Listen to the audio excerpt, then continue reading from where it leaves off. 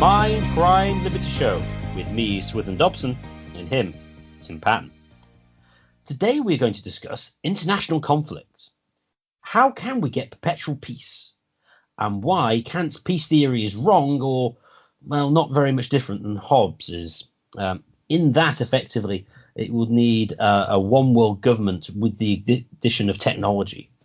Now we're going to open with a clip from Hans Hoppe on the errors of classical liberalism, which is also a chapter in his excellent book, Democracy, the God That Failed. Now, what are the fundamental errors of classical liberalism? I think they should have already become apparent by defining precisely what a state does. So, as widespread as a standard view regarding the necessity of the institution of a state as a provider of law and order is, it stands first and foremost in clear contradiction to some elementary economic and moral laws and principles. First off, among economists and philosophers, there exist two nearly universally accepted propositions. The first one is every monopoly is bad from the viewpoint of consumers, not from the viewpoint of producers. Every producer loves to have a monopoly. I remember giving lectures to my students. Students always say, "Oh, you are working for free market institutes and so on. You must get huge amounts of money from businessmen." The answer is businessmen hate competition. Businessmen like competition in all areas except in the area in which they themselves operate. There they would love to have a monopoly. So that's why I say, from the point of view of a consumer, monopolies are bad. And why are they bad? Because let me just define first what I mean by monopoly in order to avoid any misunderstanding. Monopoly is here understood as, in the classical meaning, as an exclusive privilege granted to a single producer of a commodity or service, or as the absence of free entry into a particular line of production. Only one agency A, may produce a given good or service X. And such monopoly is obviously bad for consumers because it is shielded from potential new entrants into its line of production. And because of this, the price of the product will be higher than it otherwise would be, and the quality of the product will be lower than it otherwise would be. Now, the second proposition on which almost all economists and political philosophers agree is this. So, monopoly is allegedly bad. Second one is, however, the production of law and order, that is, in short, of security of our bodies and our property, is the primary function of the state as I have just defined it.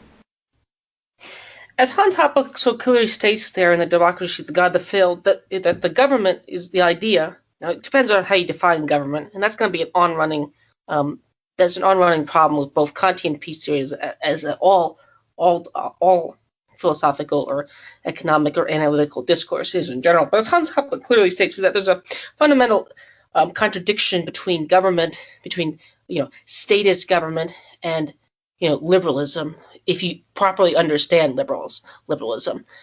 Liberalism is an idea that the state is a monopolist provider of property. Yet most classical liberals state that most classical liberals will state that monopolies are bad, and then actually some people say private property is itself a monopoly, which is why private property is bad. Now, you probably think, well, why does this have to do with Kant's peace theory, which is the title of the episode? Well, I would say Hans Hoppe answers the sort of question of how do you get perpetual peace better than Immanuel Kant, the German continental philosopher from that time period also famous for his categorical imperative. Now, it's not just Kant that comes up with this. I would say John Stuart Mill also plays a co-starring role in this feature production here. But I'm first going to get to Kant. And I studied this in college. This is my capstone paper.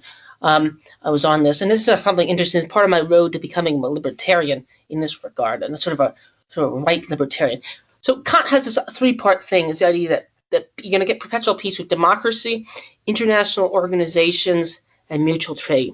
I'm going to discuss trade at the end. I think trade is the least interesting of the three things, and the least important for now, for the purpose of the discussion. But we might get to trade at the end. It does come up somewhat. But the three parts are, of course, democracy, international organization. The two parts that are important: democracy and states, and particularly democratic states, or the ruling states today. This is also a continuation of the episode we just did a few weeks ago with Keith Preston on Hobbes. And I actually think Kantians are actually Hobbesians in this regard. That the state is this all overpowering entity, this third party that always rules in its favor, that must oversee everybody. So now, would Immanuel Kant think of a one-world state? I think that the logic of current classical liberal thinking, and Hans Hoppe clearly states this in his book, The Errors of Classical Liberalism, is if you accept the monopoly of the state, you're just going to have to expand this, and you're going to keep expanding this.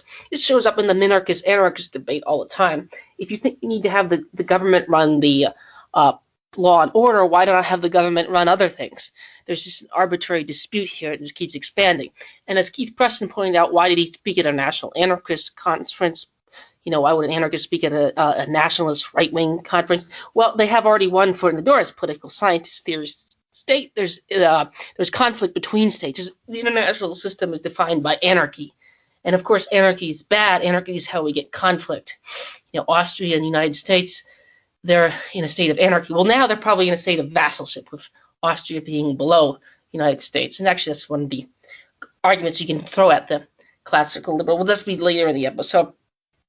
But nonetheless, the two important aspects of the theory, of course, are democracy and international organizations. That international organization, of course, ultimately is the one world government. So, again, if you start taking the sort of minarchist Hobbesian argument seriously, you start ending up needing to have a state that encompasses all territories. And this includes, unfortunately, for better or worse, people like Mises. I'm going to read a quote from Mises. And I don't do this necessarily to, crap on Mises or anything, but I think it needs to be worth bringing up to sort of explain why Jeffrey Tucker can go certain ways, although Jeffrey Tucker has somewhat come back. But this is from Mises' book, Liberalism. But for the liberal, the world does not end at the borders of the state. In his eyes, whatever significant national boundaries have is only incidental and subordinate. His political thinking encompasses the whole of mankind. The starting point of his entire political philosophy is the conviction that the division of labor is international and not merely national. He realizes that it is not sufficient to establish peace within each country. It is much more important that all nations live with peace with one another. Now, this is where I'm also going to bring in John Stuart Mill. Immanuel Kant, interestingly, was probably a racial realist, just like Karl Marx, or at least a cultural realist, in the sense that Kant said bad things about non-European Catholic or non-European Christian people, or things that would today definitely be considered that, or supposedly said that. So in that regard, it could be the case that Kant and Mises only thought that it was for certain people to be under this sort of aegis of a one-world state, or even worse, and this is where Woodrow Wilson would come in, that other people have to be subordinated to it. And this is sort of the dark side of the sort of the classical liberal view. And this is where we're going to bring in John Stuart Mill, who I would say is the other godfather of the sort of ruling orthodoxy here. And Mill has this interesting. Mill himself is the person who arguably stole the word liberalism from the sort of standard view of liberalism, which meant the advocate of human freedom of something and things like that. But I think that one interesting quote from Mill is, I think that you could take this to the interventionists here. An individual Jesuit is to the utmost degree of abasement a slave of his order. And this is from an article on Mises. Must we form abolitionist associations to emancipate the willing slaves of the society of the Jesuits? And this is where we, as opposed to Richard Cobden, who advocates that strong countries shouldn't invade because it might lead to tyranny abroad. Interesting, Robert E. Lee said this in one of his final addresses about after the North's victory in there. But Richard Cobden feels that such entanglements would undermine liberty at home, and Mill provided interventionists with what has become his favorite argument that a strong and free country, in this case like Britain, has a moral obligation to come to the aid of people struggling for their freedom if they are threatened by outside powers. That such a standing policy of intervention would most likely compromise domestic freedom was not a problem that Mill or those who have followed his lead cared to address. So as I'm sort of hammering away here, we're coming to the conclusion that if you take liberalism seriously, and you reject the sort of cultural aspects of it, or even the more boogeyman words, other aspects of it, that you have to have a one world government to solve peace. And Rand sort of gets into this. Mises clearly, arguably states that there. But this is where I would say Hoppe, with his defense of private property, comes up with a view that is much better and actually the solution to perpetual peace. As an aside, it could be that perpetual peace is impossible.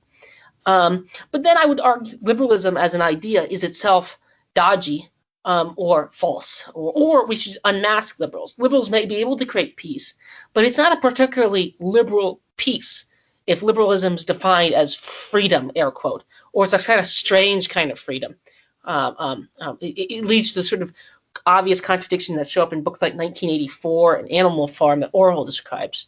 I would argue, and this is where Hoppe in this great book, Democracy, the God That Failed, the Errors of Classical Liberalism, argues that at the end of the day, once they start going down these roads, you end up having to support the further expansion of the state. They lose the argument. They not only lose the argument, they just become social democrats, and we see this with Hayek too. This is from page 229. Contrary to the original liberal intent of safeguarding liberty and property, even minimal government has inherited a tendency to become a maximal government. Liberalism's erroneous acceptance of the institution of government as consistent with the basic liberal principles of self-ownership, original appropriation, property, and contract consequently led to its own destruction. And this is from another section here. Once the principle of government, judicial monopoly, and the power to tax is incorrectly accepted as just, any notion of restraining government power and safeguarding individual liberty and property is illusory. Predictably, under monopolistic auspices, the price of justice and protections will continually rise, and the quality of justice and protection fall. A tax-funded protection agency, of course, is a contradiction in terms. And eventually, the conclusions, if you take the theoretical argument, this says, hence, in order to fulfill the liberal dicterium of a universal and eternal peace, all political centralization and unification, and ultimately the establishment of single world government is justified and necessary. And this is from page 231 of the Errors of Classical Liberalism.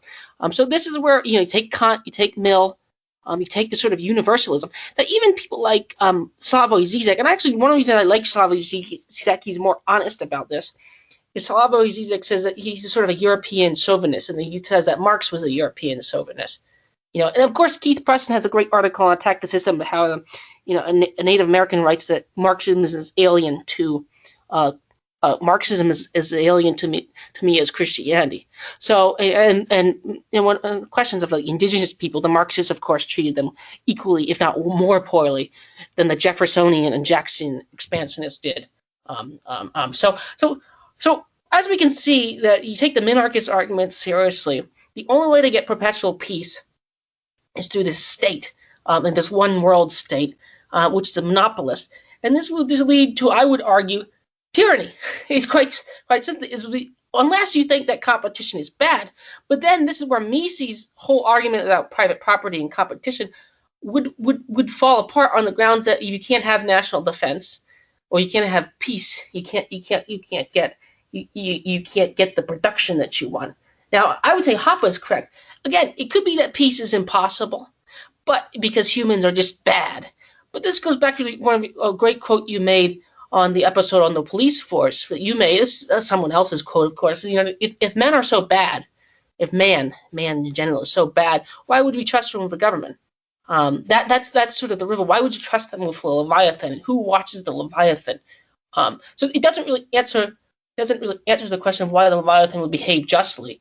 It could be that the Leviathan just has power and might makes right. But this is where the liberals ought to be unmasked in the Michel Foucault framework as just being powerful and self-interested. They're not advocating people's liberty. They're just advocating what they think ought to be the way it is, which is much more imperial policy. So I think overall, I've defined this. I've sort of laid out why I think it could create peace, but it's a kind of Carthaginian peace. It's not a peace if you sort of unmasked a lot of their flowery language, so to speak. It's a more of a Carthaginian peace. It's not there, and it could work theoretically, maybe. So do you think my summation is correct so far? And what do you make of my other corresponding thinkers I brought up, like Mill and others? Swithin? I think your assessment is broadly correct.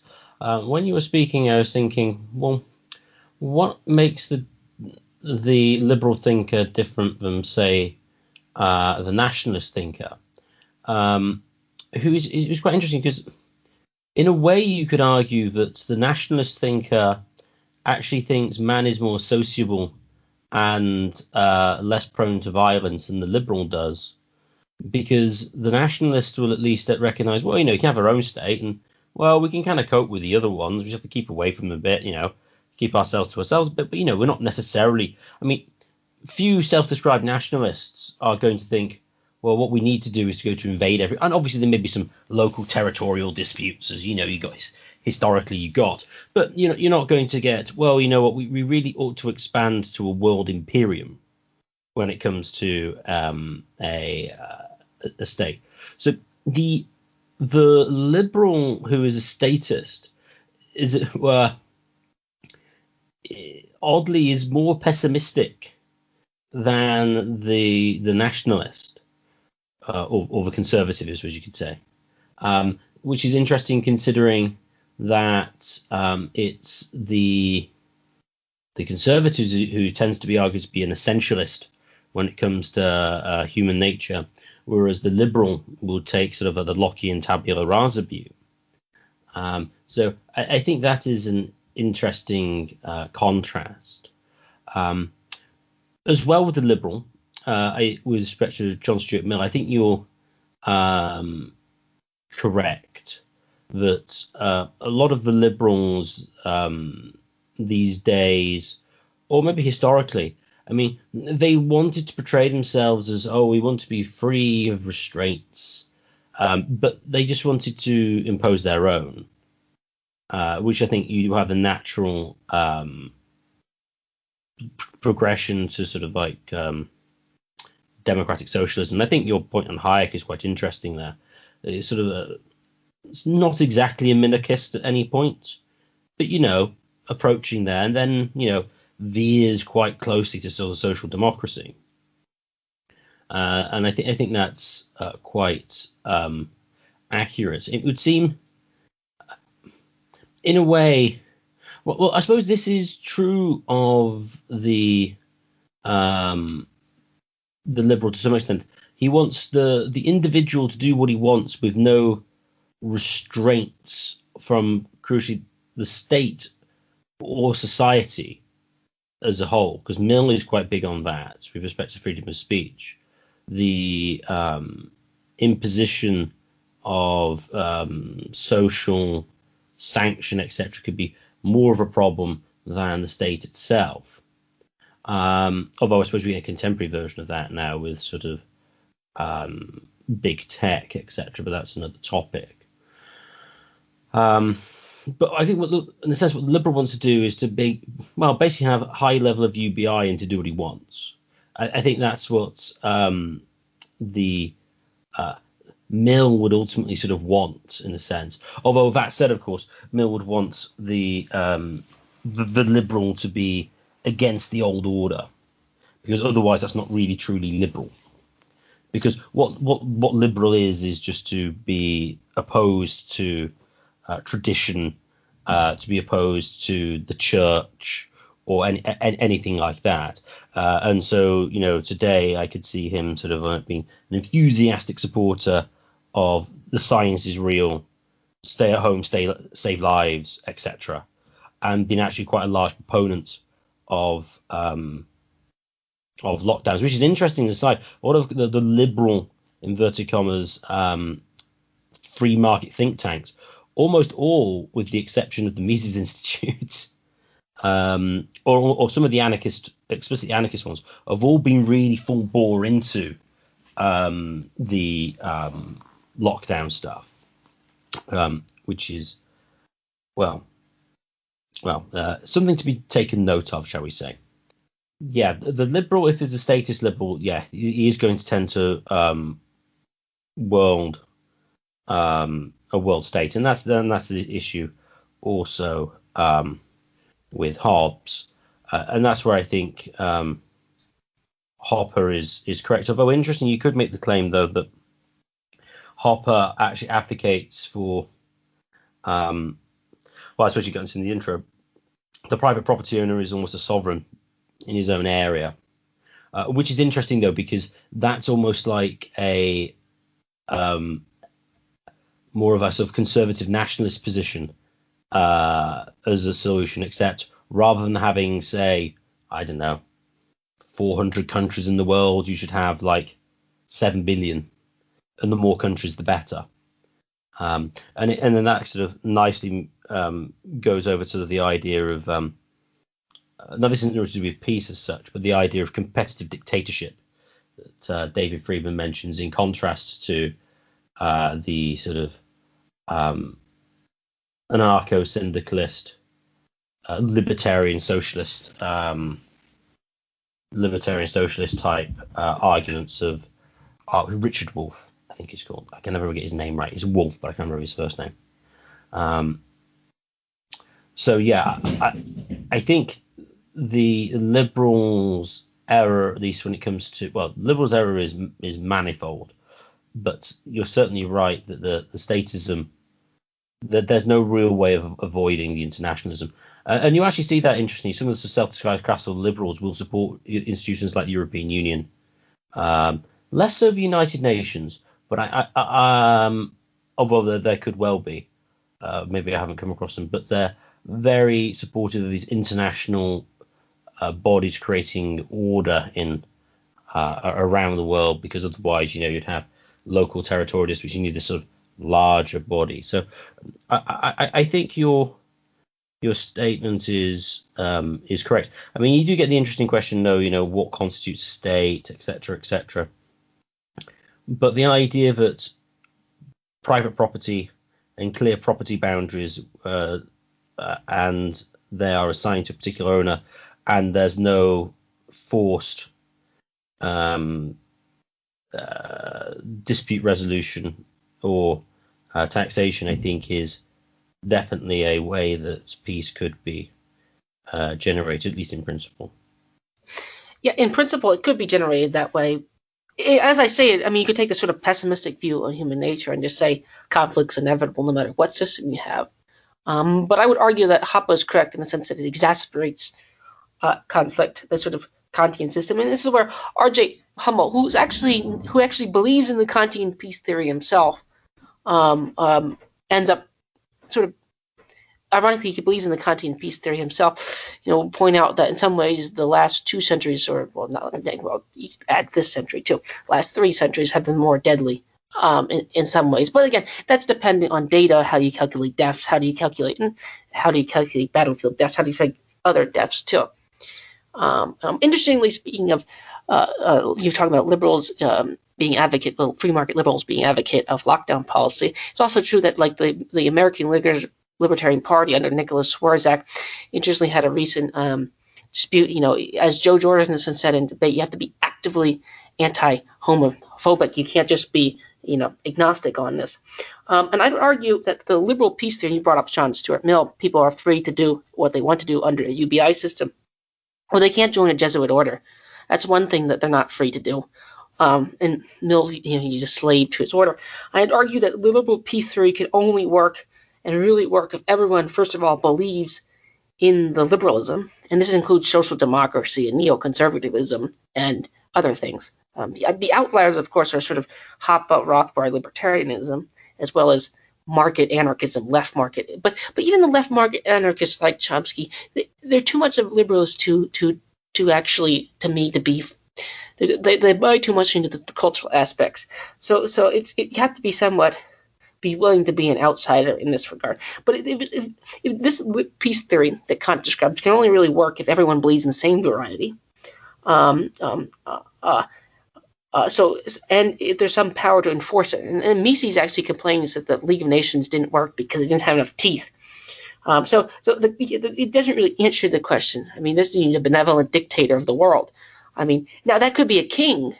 That could be a king. And Hayek himself has the argument of why the worst get on top in a democratic system. So that could be wrong. I mean, why would people like to make these? This is made oftentimes. Well, the problem with socialism is not that the problem with socialism is bad actors. Stalin was a bad guy. Bukharin or Trotsky was in charge, then it would go well. Well, as McIntyre points out, the thing that Trotsky's remembered for is precisely standing up to or saying that he's wrong. And that's why he got killed by the regime in Mexico for an ice pick, from my understanding. So there's a certain extent where Hayek's arguing why the worst get on top. In a democratic state, which is, again, I have stated this before, it's the dominant state here, and the states that aren't formally democratic, they all have a bunch of names, like the People's Republic of Democratic North Korea. That has like 3 synonyms that mean the same thing. So yeah, but it has to be the same variety for there to actually be peace. And so far, and just to go after some of the conservative critiques here, maybe ideas or souls exist, okay, but presently, for as much as we're basically dealing physical and material. So we haven't entered the total Orwellian world where we can change our thoughts, the state can control our thoughts, which is actually the name of our show, which I think is quite interesting, but we might be getting there closer. As long as the state, as long as this is the interesting thing that Hoppe brings about monarchies, as long as you just left them alone, as long as you didn't actively go against the state. And actually, interesting, I've seen a lecture defending the People's Republic of China as being superior. I'm suspicious of that. I don't go either way on that. But it is worth pointing out there is a kind of, that's where the monarchy theory comes in. And actually, the kind of cosmopolitan societies of 1815 to 1914 that we see in Eastern Europe and the Caucasus all existed under monarchies, and were all sort of basically put under the boot of after the World War I, they were first put on the boot of these sort of liberal regimes, which quickly deteriorated into either fascist or communist regime. So actually, the liberal societies that we like that historically created this were monarchies in a way. All the social capital was built up under probably arguably monarchies like the Habsburgs, not the existing monarchies, or the Tsarists, the Nikis. And they were actually liberalizing at the time. So yeah, I do think that fact is interesting, that the only really way to maintain it is they all believe in roughly the same thing. And of course, the individual can't really join Jesuit monastery or Anabaptist or of course, I mean, to be fair to the or become a homosexual either. There's only one way we do it. And so what I think Hoppe does is restore, and I'm going to get into the data later. That'll be a second. I think Hoppe does is restore the true peace of Westphalia. The interesting part about Westphalia is that one territory believes thing X, Protestantism or Lutheranism or Anabaptism, not Anabaptism, but Calvinism, and territory Y believes another thing. And I think that would be a better solution. That would be a better solution to perpetual peace. Again, I'm going to keep restating the point. Could be perpetual peace is impossible. That could be the case. But then, ironically, I would argue that any liberal conception, we have to force people to be free. And so I want, if that is the case, I want to at least unmask liberals as sort of monsters, or at least violent, as fundamentally violent. That's part of why I like the book Democracy, the God That Failed. And if we could unmask who's running the show, we can hold them, in the mosque term, accountable. We don't all rule ourselves. I didn't have any say in the lockdown policy. I vote to the extent I voted for parties that were contrary to it. Although some parties I voted contrary to it actually favored it anyway. So even there, voting is such a loose control mechanism that makes no sense in democracy. So I would argue Hoppe restores the localist Peace of Westphalia system. And again, you can keep going further. You can keep going further and further. You have more and more and more. Yeah. Now, again, this brings up other problems that go to it. But I would say, even if you want to take this sort of ideas or souls exist and you have a universal thing, well, then you should do it somewhat voluntarily. So to a certain extent, my theory is still positioned in liberalism, but it's only positioned in a very narrow strand. And same with Hoppe. The other one are much more thicker. That's the thick-thin dispute, much more thicker. So if you don't all agree about things, then what do you exactly do? And this is actually interesting where we get into and Slavoj Zizek is sort of par excellence on this because he's willing to go into politically incorrect territories. And you look at the countries that, for all the talk of homophobia, look at the countries that actually where it's illegal. I won't list them, but a lot of them have sort of interesting scenarios. So we have sort of the intersection of this. And would John Stuart Mill go after them? Maybe Nicholas Swarzik. But that's a two-button meme problem. So I think there's problems with liberalism, vis-a-vis liberalism. Where to extent are the limits of it. And I think the book Errors of Classical Liberalism pretty clearly, the chapter on that is pretty clearly it goes after that, and some additionary sources. So those are my overall thoughts on the sort of theory. Swethan, do you want to add any more comments on sort of the general theory? I'm going to get to the data in a few minutes and why the data that the Kantian peace theorists say for why we have peace is wrong or incomplete. Swethan? Oh, just a quick comment on the liberal. What does the liberal go after the countries that you haven't named, Saudi Arabia, etc., etc.? Well, no, because the liberal has a bizarre disposition in that they want to involve themselves in liberation abroad and supporting these sort of revolutionary factions, even though it will make things worse at home. Yet at the same time, has the highest possible standards of their own standards for their own people, and then effectively treat any countries that are not of their own sort of race or culture or ethnic group as massively inferior, such that they need enlightening by the liberal. I think that is an interesting quirk of their sort of personality type, and explains much of why they are so pure, as it were, in a sense, puritanical in the West, but then are very silent about what happens in sort of the non-West, as it were. So yeah, that was just a quick comment on that. So give us the data on why Kant is wrong. So the Kantian peace theorists will oftentimes cite two long pieces. Now, Nassim Taleb has a good critique against this, where they forget the world wars, which is a good kind. I mean, they're huge consequential events that cause a lot of deaths. And there's also other wars that they tend to forget as well. So they'll say, well, since 1940 to now, 1945 to be frank, to now, we have peace. Germany, United States, France, Japan, they've all been at peace. The quickest way to dispose of this argument, and the same way with the 1815 to 1914 period, Germany, well, there's some smaller wars that occurred there, and of course the U.S. Civil War, and there's a lot of smaller continents after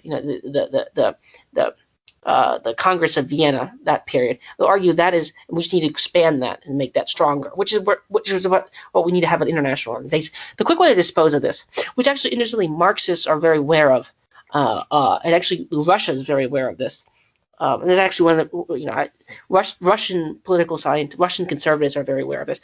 Chinese nationalists are very aware of it. Is that you can replace the word liberal with the word U.S. empire and see if the sentence still makes sense. So anytime you see the word United Nations, or anytime you see the word liberal international order. Just replace that with U.S. empire, and same with the 1815 to 1913 period. Replace that with British Empire. It basically, to me, it does much of the work. So again, this is not a liberal peace theory. This is a Carthaginian peace theory more so. We don't have a global currency. We have the U.S. dollar, which is an American dollar. We don't have a global police force or global democracy. We have the United States, which is disproportionate power and institutions. And again, the Marxists are very quick to pick on this in a certain way. So they're very attuned to that. So what we have is the United States has sort of, to a certain extent, and formerly Britain paved the way for it. Another thought experiment you could run is there's a few historical events, 1870, 1916, the summer offenses, a few elections in the United States. You can run the defense. You can imagine an alternate world. A Man in a High Castle does this, where Germans are in charge. Now, maybe it's not the worst version of them. Maybe it's a moderate version. But you could still imagine a Prussian. You could imagine that a Prussian global empire of German. They get all the English people have to learn German. If they had occupied states like Britain and France, would you think Britain and France would go to war if they were both occupied by the Germans? No, of course not. That'd be silly. So a lot of the data that the political scientists have to say, well, France and the United States haven't gone to war since 1945. Well, of course. Up until the 60s, we had nuclear weapons in France, and we still have sold. Not France might be an exception, but we have military presence in various countries. This would be like saying that that Carthage didn't go to war after the Third Punic War. Of course, they didn't go to war after the Third Punic War. It's also true that Estonia and Poland and East Germany didn't invade Moscow between 1945 and 1989. Wow, I wonder why. Well, maybe it was because the USSR had soldiers. The Russian nationalists had Russian First Federation had soldiers stationed in Poland and USSR. That explains a lot of the air quote data and all the permutations and linear regressions they can run. And of course, you can run with the classic counterexamples. Sweden, a country that was clearly a democracy by the at time stamps, in some ways was slightly ahead of. Finland to be precise. Sweden and Finland, two countries, they probably sided with the autocracy, the National Socialist regime in the Second World War. And whether they did that because they believed in it or pragmatic reasons, it is worth pointing out that you had like the Winter War and those wars where the aiding them, and they were clearly democratic. They were no different than Britain at the time or the United States at the time. And again, one of the general problem with the data is just classification of countries. Just because you happen to have an election, does that make you a democracy? So when you say that democracies don't go to war with each other, what exactly defines democracy? Almost all countries today, including China, have some kind of elections, but are they meaningful? And even in the countries that actually have elections that the political scientists say are open, all sorts of internal actors say not open. So both the MAGA, Make America Great Again people, and the far left both believe that Georgia's election is contested. The far left believes it because of voter suppression by Republicans. The Make America Great Again people view George Soros bought off and WikiLeaks might have documents supporting this, bought off the voting machines. So both of them would argue that Georgia itself is not a democracy. So if we're running permutations, is the United States a democracy? Is the United States any more the democracy than Kazakhstan or Russia? That becomes unclear. What exactly maintains this? So if you can't, so they have all these permutations of two countries not going to war. Forgetting all those facts, let's just say it is sound. It's not a Carthaginian peace treaty in that sense. Let's say that it is actually true. You could just say, well, there's a definition problem. How do you define the country? And of course, you have to how to define conflict. As people like Nassim Taleb point out, World War II is a lot more consequential than the U.S. invasion of Grenada. It's a lot more consequential than the U.S. invasion of Kuwait, except for Kuwaitians. It's very consequential for Kuwaitians. But, for World War I, for Britain, that's a hugely consequential conflict for Britain. Hugely. It probably makes all wars of the past 70 and afterwards dwarf the next 20, dwarf in comparison to the significance and cost, human lives, and political consequences. So those are the general problems with the data here, and I think it's just useless running of maths to show a trend line. And you can also show the reverse trend line, that autocracies don't go to war with each other either. So Swithin, what do you make of my criticism of the Kantian peace data, the idea that democracies don't go to war with each other? Swithin? I think it's largely correct. Obviously, there's the problem of the problem with democracy, more than almost any other sort of form of governance, is that it basically just, democracy just means, well, a country I approve of. Oh, and look, the countries I approve of don't go to war. Well, yeah, because that may be why you approve of them. So it's not straightforward at all with that. I think your point about conflict is interesting, because when you were talking about that, they don't go to war. Let's even suppose they didn't. Let's suppose they didn't. The question arises, though, to what extent are the states sort of internally oppressive? By which I mean, are these democratic states, assuming they're democratic to whatever definition you prefer with that, are these states in a sort of a state of war with their own population? I think even if it's true that they may have less external conflict, the question arises, to what extent do they facilitate sort of internal conflict? And this is, and I suppose this is sort of like the Hoppian view of democracy to some extent, that you have caretakers and they're not interested in the capital stock value of the country as a whole, and they'll run it in such a way to maximize their own short-term gain. And so, you're going to expect relatively more taxation, more regulation, etc. And so this is not going to be a good thing. And then also as well, the internationalism, and this is the point you made earlier, is a lot of the time the policies in different countries are coordinated. So you can't leave anymore. It's like, oh, you're not going to war anywhere. It's just that basically every country in the entire world will have the same policy and everything, so you can't avoid it. This is interesting. A relatively recent news story. Janet Yellen was wanting to support a global minimum corporation tax. Now, I know we can make arguments as to whether corporations actually exist, whether they should be taxed, or whether they're a legal privilege of the state, a legal creation of the state, but I'll leave that as a side. What they want to do is have this greater level of international coordination, so that the state can't get away, or individual state can't get away with having zero corporation tax, or a significantly lower one than anybody else. Because what they're attempting to do is, as it were, to coordinate. Well, I suppose if you take sort of who's the best theorist to reference here, I'm thinking Machiavelli, but that might not be accurate. They're just advancing their own interests. They're just advancing them in a more less obvious fashion now. Whereas previously it might have been in your interest to go and plunder your neighbour. Now it's in your interest to coordinate your action with him to then exploit your domestic populace. Is that really any better? Well, less people die, I suppose, but then you get into the whole sort of war versus slavery argument. Is it better to go in war and die free, or is it rather better to be a slave? So all my point here is that even if the Kantian view of Kantian peace theory was true, it doesn't prove enough, because I think it would have too much of a narrow concept of what constitutes conflict.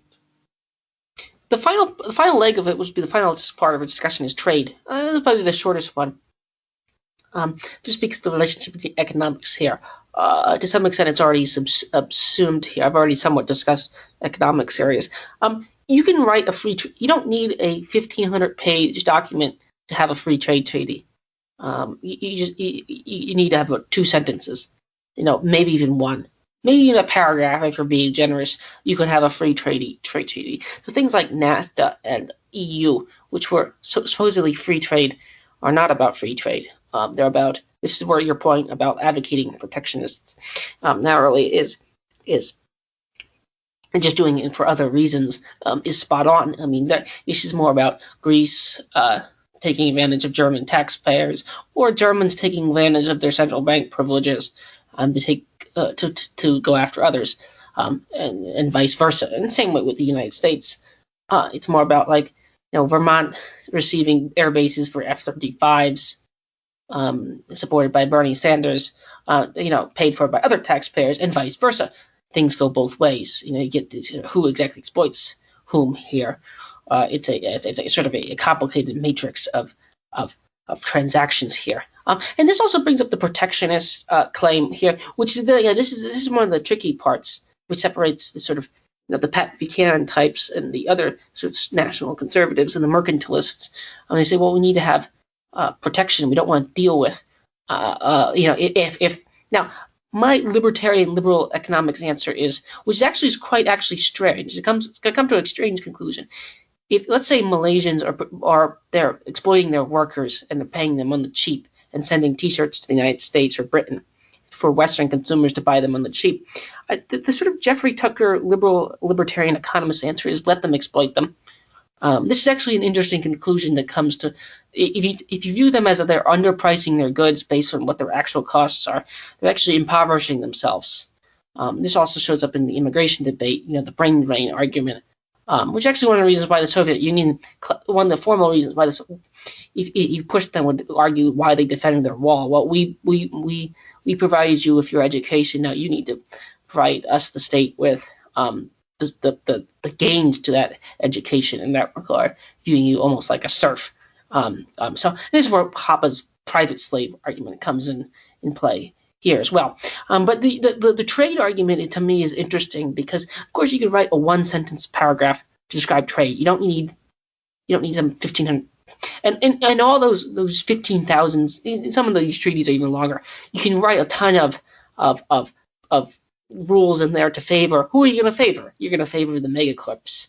You're going to favor the special interests. And again, this is not going to go away if you get better leadership, or some dynamic leadership. It's only going to go away if you sort of reset the thing and just abolish it. That's the only solution. So maybe free trade is impossible because of piracy and you need a navy. But then again, that's just an externalized cost that the Kantians do not take account of. So if trade is only possible, and Peter Zeeland holds this view, the long supply chains are only possible because, well, then so what? Britain seemed to be fine. Britain, Europe, and the United States could create a free trade zone of city-states. What they don't. They could have a navy to protect them from outsiders. That could work. There's solutions you could have. The thousands of Liechtenstein solutions. Free trade could work. I think free trade is important, and actually I think free trade undersells in this sort of tripart area. And actually that's one of the reasons why people like the liberal economists tend to support them, but they're mistaken because of the ways in which they get skewed, so to speak. Swithin, do you have any comments here on trade? Well, I would take this sort of Cobdenite view that more trade with different nations is going to reduce the probability of conflict between them because you have an economic interest in this in the survival and flourishing of the other nation. I think that is entirely true. But this is dependent on it being in both of their interests and ultimately being as well voluntary. Not want to go down to that rabbit hole of what constitutes voluntary. So that would be relevant, and you're exactly right. If it happens to be the case, though, that absence sort of Pax Americana or a world state to defend trade routes, that the trade routes don't exist. Well, okay. Well, if it's piracy, then okay, that's not great. But if it's just because it's too expensive, well, so what? I mean, it's nice, but there's no necessity that we have to have more external trade. I mean, it just seems somewhat odd to sort of fetishize that. Now, I suppose you can make a utilitarian argument. But it does seem to be the case that a lot of international trade is heavily subsidized. Sean Gabb would point out, say, that insurance contracts for international shipping firms are underwritten by the state because insurance companies wouldn't be able to provide insurance at prices that shipping companies would accept. But that's at least his argument. And if it's true, which I have no reason to doubt that it is, that obviously means you're going to have more trade than you otherwise would have. Now, onto the sort of underselling of the third world, and you get the brain drain. I think brain drain is slightly different. But if it's the case that it seems like we're basically exploiting those countries because they're sort of they're selling at too cheaper prices because internal policies by the state there means that this is the result in whatever fashion that might take place. Or an easy thing is the taxpayer heavily subsidizes the production there. Well, I mean, you then get to the question is, well, what can you do about it? I mean, do you go engage in some sort of elaborate sanctions method, or we won't trade with them, etc., because oh no, it's immoral, they're being exploited, etc., which is likely to result in a reduction of their standard of living in the short run, and with no guarantee that any alteration would change internally from their domestic regime. So again, it's how big a scope you're going to take. I mean, if they want to sell stuff and it's sort of bad for them, well, I'll buy it. You know, if they want to sell it, it's not my problem. I mean, and even if it was, there's not really very much I could do about it, and trying to sort of boycott them would kind of make it worse. You know, in the same way, is it a good idea to? Now, it depends on certain circumstances in this, but would it be a very good idea if you just refused to buy any slave-produced sugar, for example? Well, that'd be a way of ending slavery potentially, but on the other hand, might mean that they starve, become less valuable to their owners, and therefore, get beaten or just got rid of. So, when it comes to the third world and how well off they will be via trade or whatever, it's not obvious that not trading with them or making it hard, then that's going to actually make anything better. And yes, and you're right with respect to the EU and NAFTA. I mean, they are clearly not free trade agreements in any way, shape, or form. To a large extent, they're just regulatory alignment treaties. The EU is quite clear on this. The EU, when it came to the post-Brexit trade deal with the UK, basically was saying, we'll only give you free trade if you basically impose the same internal policies that we do. Otherwise, that's unfair competition and we'll put tariffs on you. And this is the logic of these sorts of organizations. Basically the logic is the only fair trade system is where everything is the same. At which point we'll have no tariffs and no quotas or anything like that. So they have zero interest at all in actual sort of like just reducing restrictions on trade. It's all about managed trade. And even though it looks like it's free between countries, what they're attempting to manage is the internal processes and trade system of another country. Again, I think sort of a product of some sort of like a liberal mind in this context. Great, I entirely agree with those comments. The only reason I brought up the argument regarding the third world production is oftentimes you get this debate with this showed up in the Trump administration's campaign about China's ripping us off in some regards, and a lot of like the sort of liberal libertarian would say, well, even if they're ripping off, that's a good thing because they're just selling on the cheap. Now, this to me reminds me of slavery. if they're really exploiting their workers. I just say this in regard to defend the sort of conservative protectionists in this regard. That's the reason why I said that, as just again to paint them as illiberal, which I think is to a certain extent one of my goals. And then again, that's the title of his book, Hans Hoppe, The Errors of Classical Liberalism. And I'd say there's 2 or 3 main errors, and it's one of the contradiction of having a exploiting property detector. Exploiting property detector, like that's a very kind of mouthful, but it is a contradiction in terms. The second problem, of course, is that millions of definition problems, and then the third problem is that data ends up just looking like Pax Americana or Pax Britannia, which doesn't really that's always been true. That's nothing new. The global hegemon keeps all its vassals of some degree in order. Who would have thought that? And actually, in democracy itself, at times is an internal civil war, in the sense that elections bubble over into civil wars. And actually, the left's favorite boogeyman itself was elected by a semi-democratically society. And of course, you can get illiberal democracies as well. To a certain extent, Egypt and Iran have this air quote problem. I don't necessarily view it as a problem. It might be a problem for the minorities there, interestingly. But if you had an election in Egypt, I think the Muslim Brotherhood won, which is an interesting fact. And that's where people say, well, they're going through the 30 years war, the 100 years war, and maybe they are, maybe they aren't. So I think those are my general comments. So within, thanks for doing this episode. It's of very much interest to me. Any final comments, or any you want to wrap it up? That'd be excellent. All I would reiterate is 2 things. One, when it comes to conflict, just looking at external conflict, as it were, is simply not enough with this.